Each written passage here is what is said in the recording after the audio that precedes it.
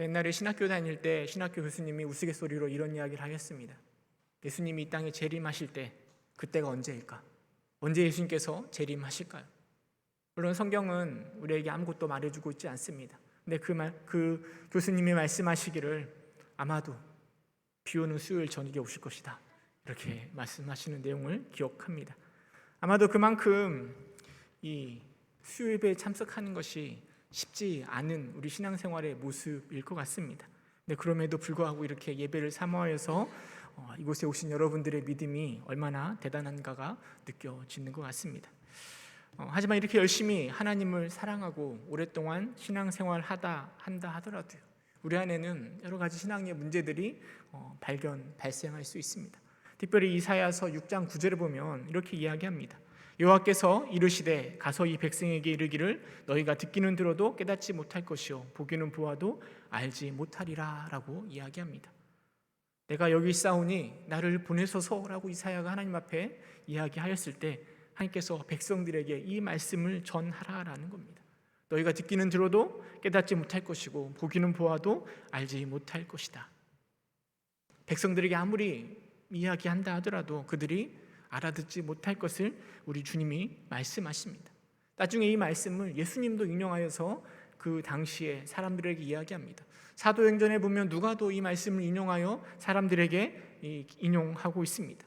이사야의 말씀, 예수님의 말씀, 또 사도행전의 말씀처럼 많은 사람들은 복음에 대해서, 예수님에 대해서 보고 들을 것입니다. 그 중에 아마도 이방인들도 있겠죠. 한 번도 예수님에 대해서 알지 못하는 사람들은 아무것도 모른 채 들어도 깨닫지 못하였을 것입니다. 하지만 그들 중에 어떤 사람들은 오랫동안 신앙생활을 해왔고 또 말씀에 대해서 잘 알고 있음에도 불구하고, 그리고 귀한 복음이 선포되고 보여짐에도 불구하고 깨닫지 못할 자가 있다라는 것이죠. 이유야 다양하겠지만 여러분, 만약에 우리가 그렇게 된다면, 정말 우리가 하나님을 사랑하고 하나님 믿고 있는데 그런데 하나님의 말씀을 들어도 보아도 깨닫지 못한다면 이것만큼 속상한 게 어디 있겠습니까?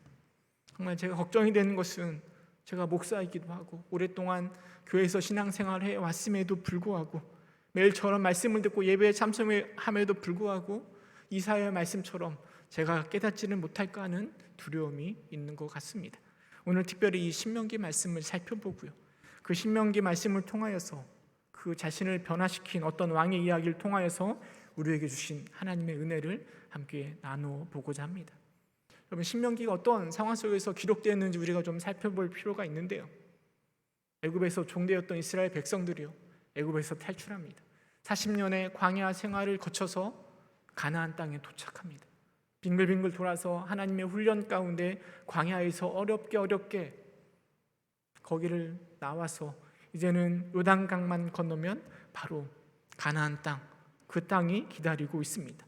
그 땅을 들어가기 바로 전에 아라바 광야에서요, 모세가 이스라엘 백성들을 불러 모으고 그리고 그 백성들에게 설교를 하고 있습니다. 그 설교를 기록한 게 바로 신명기 말씀입니다. 신자가 새로운 신자가 아니라 거듭 신자입니다. 거듭 신의 말씀명입니다. 그러니까 예전부터 가지고 있었던 그 말씀들을 모세가요, 가나안 땅에 들어가기 바로 직전에 백성들에게 다시 한 번 더 회상하며 그 말씀들을 모세가 이야기하고 있는 것입니다. 그리고 모세는 그 땅에 가서, 이 가나안 백성들이요, 그 땅에 가서 그 말씀들을 지키며 살아갈 것을 당부하고 있는 거죠. 그럼 신명기 말씀이 더 특별한 이유는 모세는 가나안 땅에 들어가지 못하기 때문입니다. 자신은 가나안 땅에 들어가지 못하지만 이스라엘 백성들을 향하여서 너희는 제발 저 가나안 땅에 들어가서 이렇게 살아가기를 바라는 간절함이 이 신명기 말씀에 담겨져 있는 것입니다. 그럼 신명기 말씀에 나타나는 모세의 설교는 크게 세 가지를 이야기합니다. 먼저는 우리가 어떻게 하나님의 백성이 되었는가를 설교하고 있습니다. 애굽에서 종되었던 우리가 어떻게 애굽에서 나왔으며 어떻게 하나님의 백성으로 지금 이렇게 서 있는지를, 그리고 하나님께서 부어주신 그 큰 은혜가 무엇인지를 모세는 이스라엘 백성들에게 설교하고 있습니다.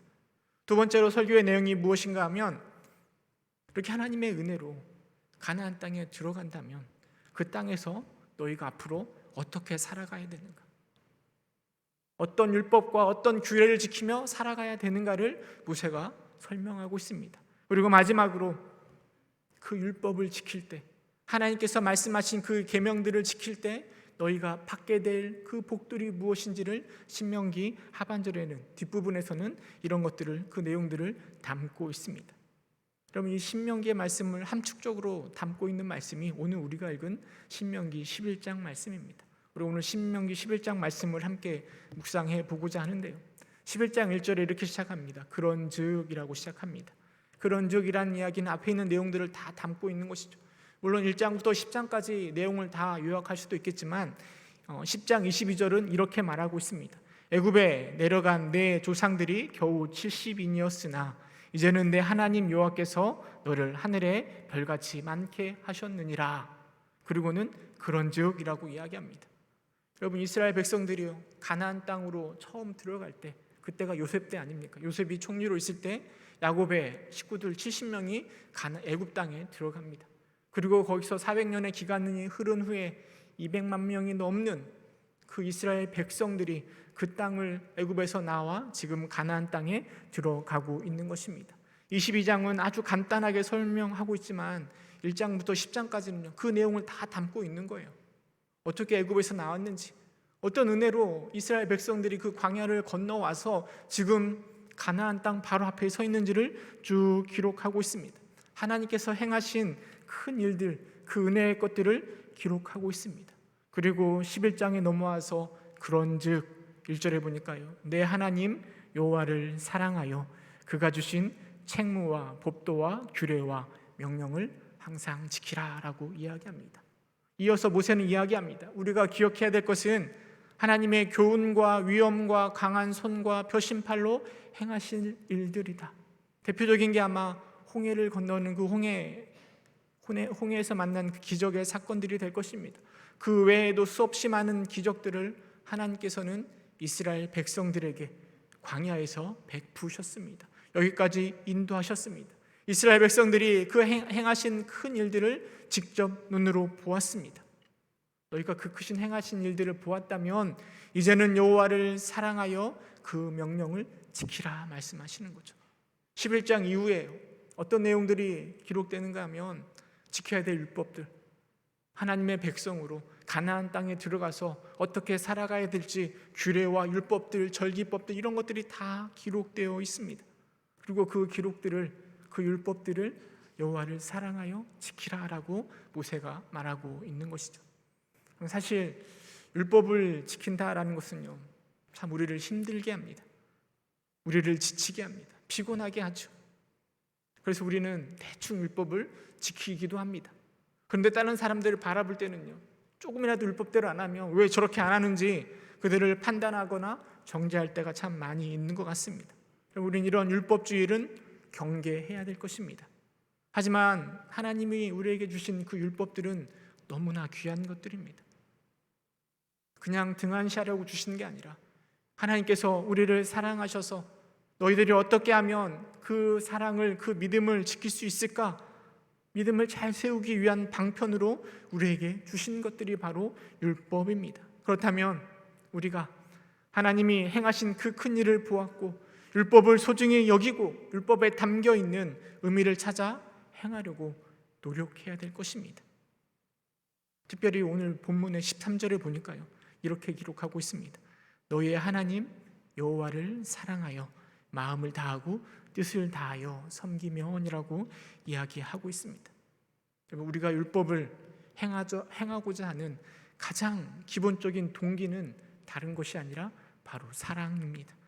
하나님을 사랑하기 때문에, 우리가 하나님의 크신 사랑을 경험하고 그 사랑 안에서 하나님을 사랑하게 될 때 우리는 율법에 귀를 기울이고 힘들고 어렵지만 귀찮고 때로는 짜증이 나기도 하지만 사랑하여 기쁜 마음으로 그 율법을 지키는 것이죠.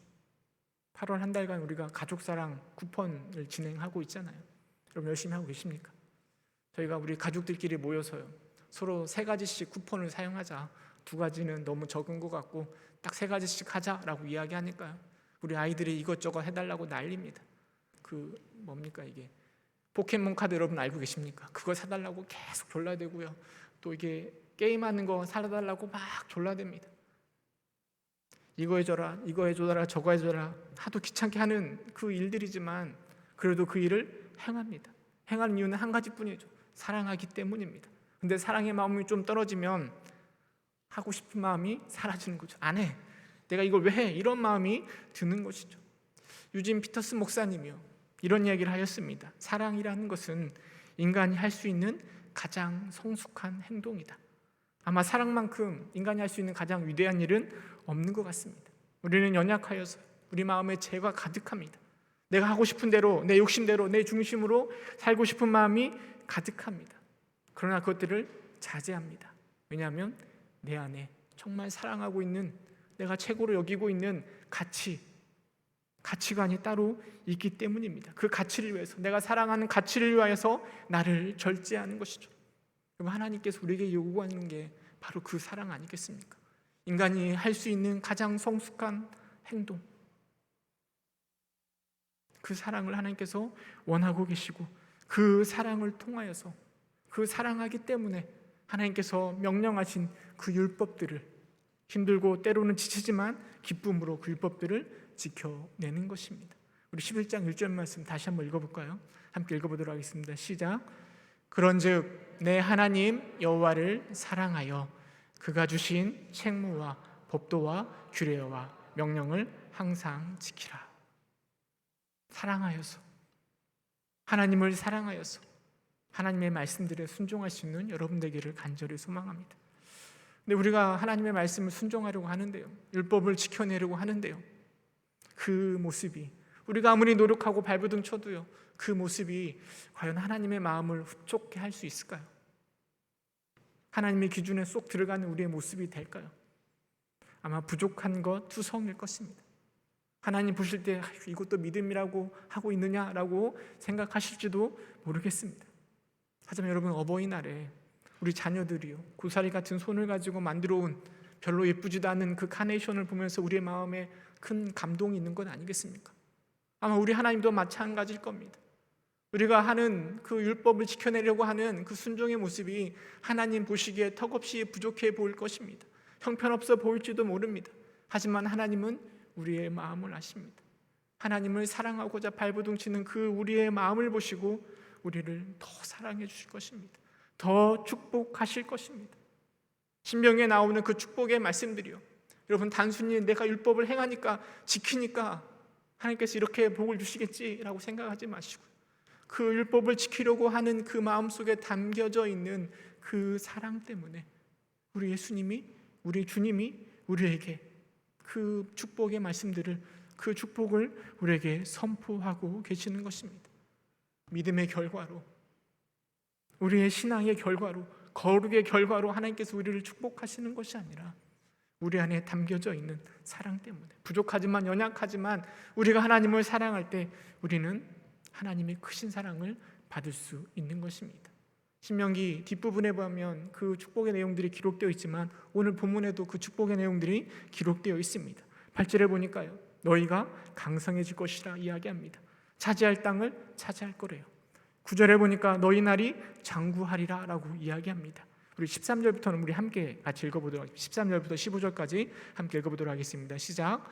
내가 오늘 너에게 명하는 내 명령을 너희가 만일 청종하고 너희 하나님 여호와를 사랑하여 마음을 다하고 뜻을 다하여 섬기면 여호와께서 너희 땅에 이른 비 늦은 비를 적당한 때에 내리시리니 너희가 곡식과 포도주와 기름을 얻을 것이요 또 가축을 위하여 들에 풀이 나게 하시리니 내가 먹고 배부를 것이라.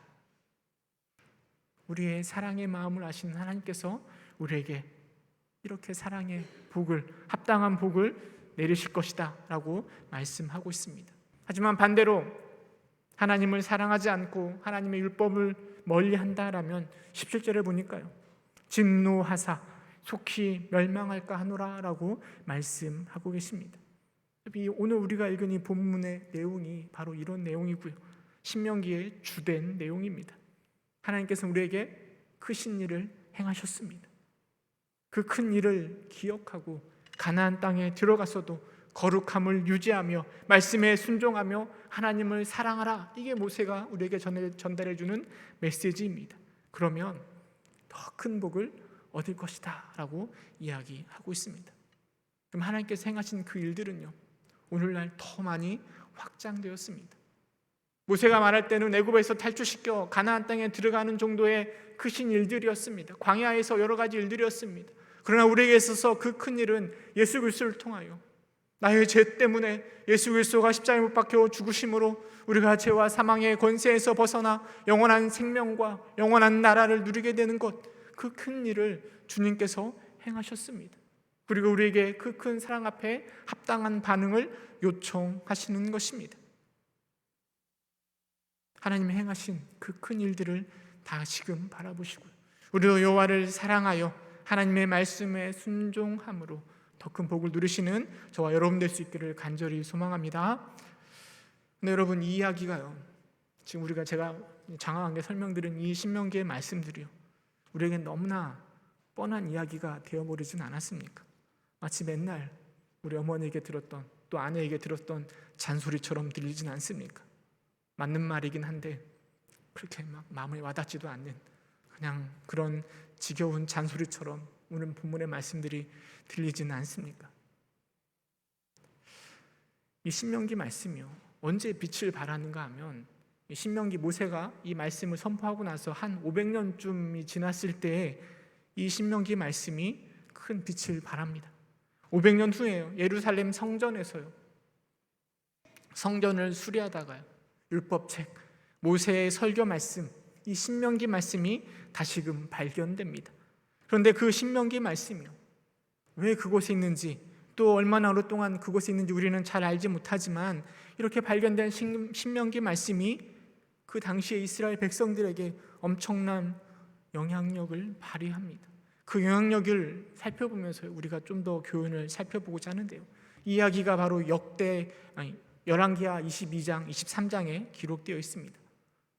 때는 바로 요시야 왕 때 일입니다. 요시야 왕은요, 아버지인 아몬 왕이 즉위 2년 만에 신하에 의해서 반역으로 죽임을 당하고 아몬 왕을 대신하여서 왕이 되었습니다. 요시야 왕이 되었을 때 그의 나이가 몇 살이었는가 하면 8살이었습니다. 8살이면 초등학교 1학년이지 않습니까? 그 어린 아이가 이스라엘의 왕이 되었습니다. 요시야 왕이요, 31년 동안 나라를 통치하였는데요, 그가 무기또 전투에서 애굽 왕 바로에게 살해당함으로 그 통치가 막을 내립니다.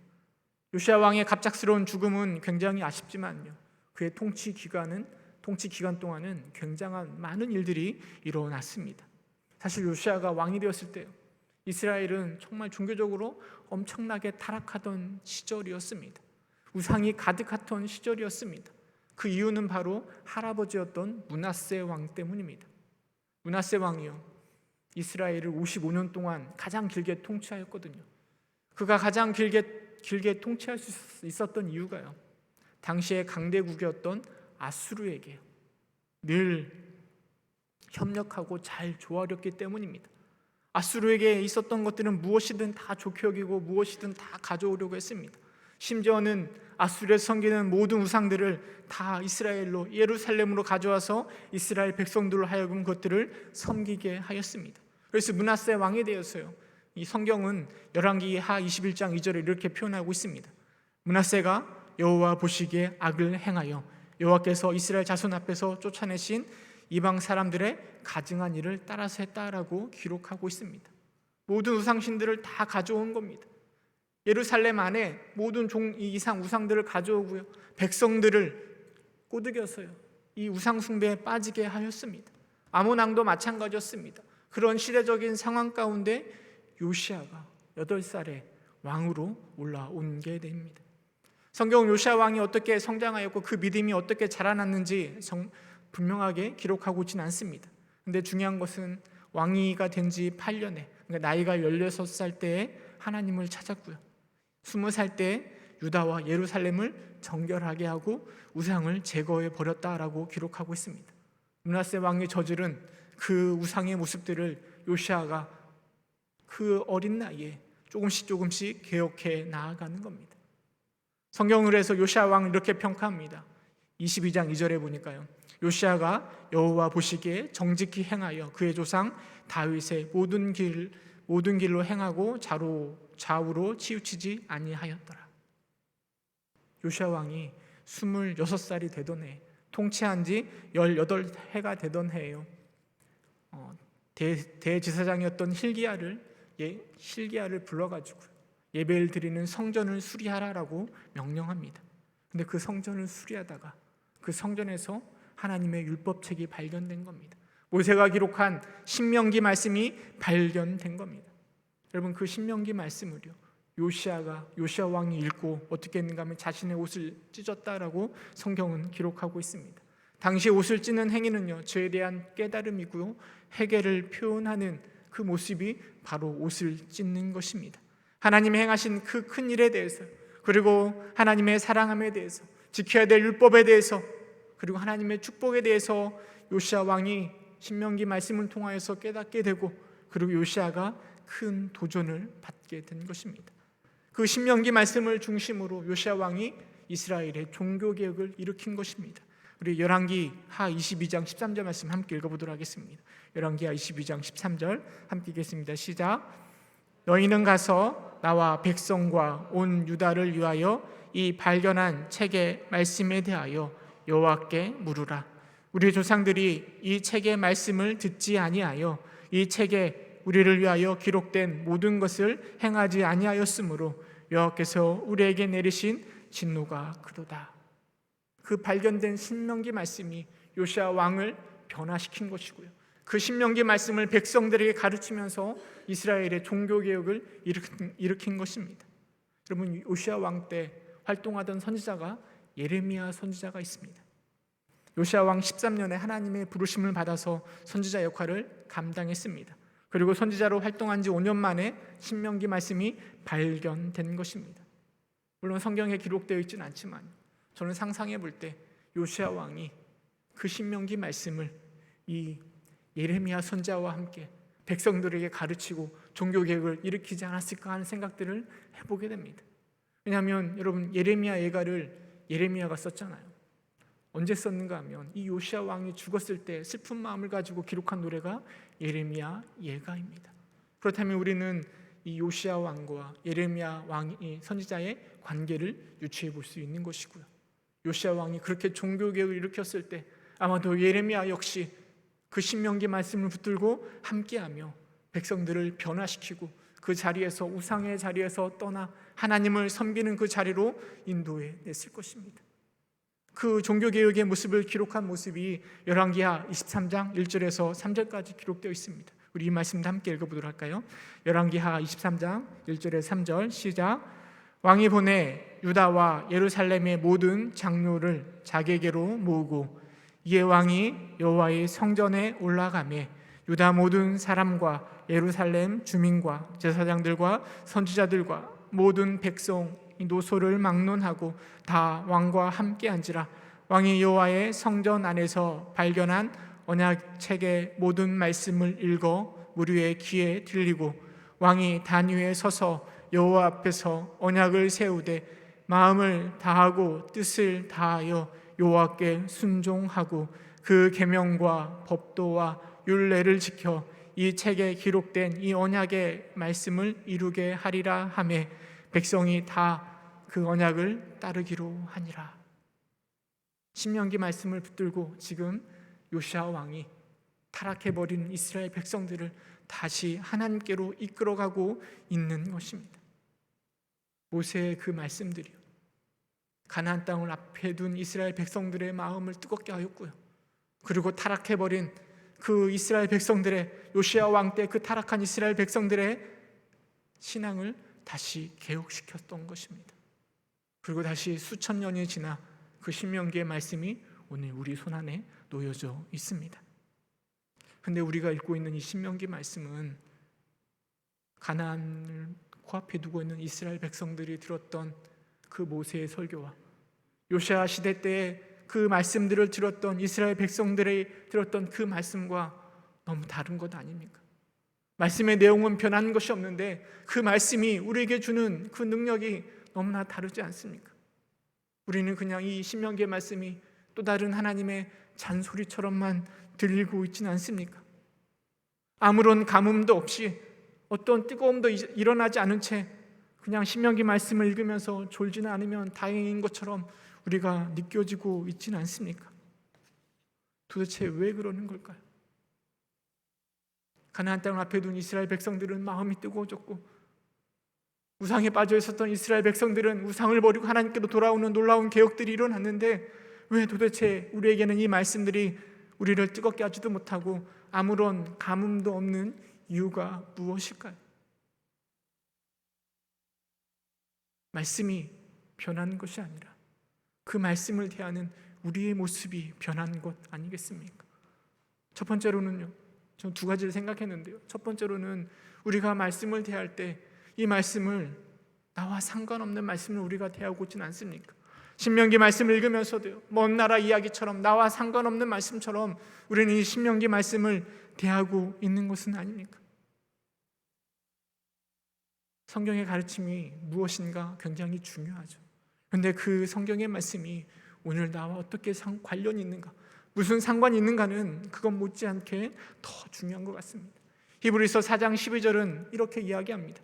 하나님의 말씀은 살아있고 활력이 있어 좌우의 날쌘 어떤 것보다 예리하여 혼과 영과 및 관절과 고수를 찔러 쪼개기까지 하며 또 마음의 생각과 뜻을 판단하나니라고 이야기하고 있습니다.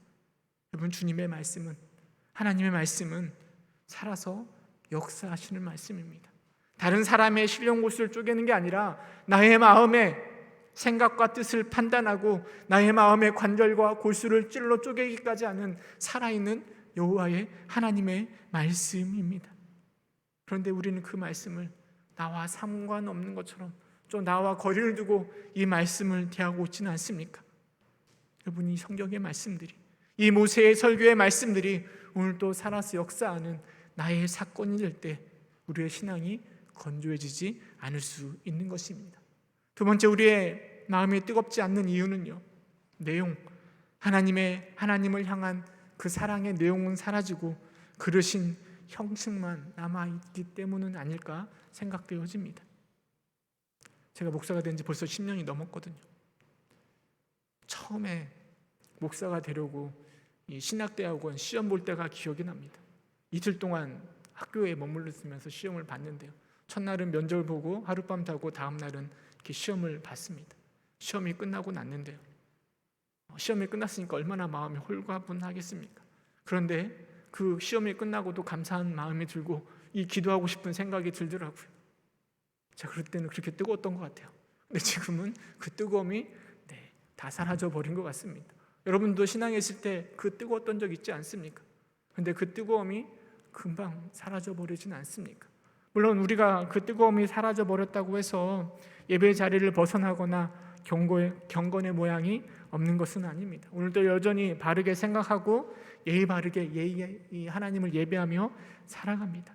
하지만 우리의 신앙의 모습은 예의 바르긴 하지만 경건의 모양은 있지만 지루하고 밋밋하며 재미없게 우리가 신앙생활하고 있는 것 아닙니까? 여러분, 들어도 감흥이 없고 신앙생활에 재미가 없는 이유는요, 우리 안에 있었던 그 처음 뜨거운 그 하나님을 향한 사랑들이 사라져 버렸기 때문일 것입니다. 요한은 에베소 교회를 책망하면서 이렇게 이야기합니다.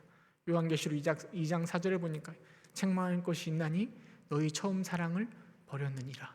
5절에 보니까요, 그러므로 어디서 떨어졌는지를 생각하고 회개하여 처음 행위를 가지라. 만일 회개하지 아니하면 내가 내게 가서 내 촛대를 그 자리에서 옮기리라 라고 이야기합니다. 우리의 처음 사랑, 하나님 향한 그 뜨거웠던 마음들이 사라져 버리니까 하나님의 말씀들이, 그 신명기의 모세의 귀한 설교의 말씀들이 우리에게는 그렇게 감흥이 없는 것처럼 들리는 것 아닐까요? 말씀을 맺도록 하겠습니다. 여러분, 어떤 사람들은요, 여호와의 말씀을 들어도 보아도 깨닫지도 알지도 못합니다. 그런 어떤 사람들은 여호와의 말씀이 살아서 활력 있고 나의 삶을 변화시키고 하나님의 귀한 복음을 깨닫게 하는 역사가 일어납니다. 코로나가 우리를 참 우울하게 만듭니다. 하나님의 말씀이 보이지 않습니다. 그런데 모세는 자신이 경험한, 자신은 늘 부족했지만 자신을 인도하며 이 가나안 땅으로 이끄셨던 그 하나님을 기억하면서 신명기 말씀을, 설교를 이어가고 있습니다. 비록 모세는 늙어서 힘이 없고 좀 연약해져 있을지라도 하나님을 통하여서 느꼈던 사랑과 하나님의 영광은 모세로 하여금 여전히 그의 마음을 기쁘고 들뜨게 하였을 것입니다. 그리고 모세는 그 신명기 설교를 통하여서요, 백성들에게 과거에 드렸던 그 하나님의 영광들, 하나님이 행하셨던 그 큰 일들을요, 그 구원의 섭리들을 현재 시제로 바꾸어서 이스라엘 백성들에게 선포하고 있습니다. 그리고 저 가나안 땅을 향하여 하나님을 의지하며 담대히 나아가라라고 선포하고 있습니다. 여러분, 이 모세의 설교를 이제는 우리를 향한 말씀으로, 설교로 받아들여야 될 것입니다. 그래서 모세가 말하는 그 행하셨던 큰 일이 저 멀리 있는 것이 아니라 나를 향한 오늘의 하나님의 크신 일로 받아들이고 저 가나안 땅을 향하여서, 저 거룩의 자리를 향하여서 담대하게 나아가시는 여러분 될 수 있기를 주님의 이름으로 축원합니다. 함께 기도하겠습니다. 은혜가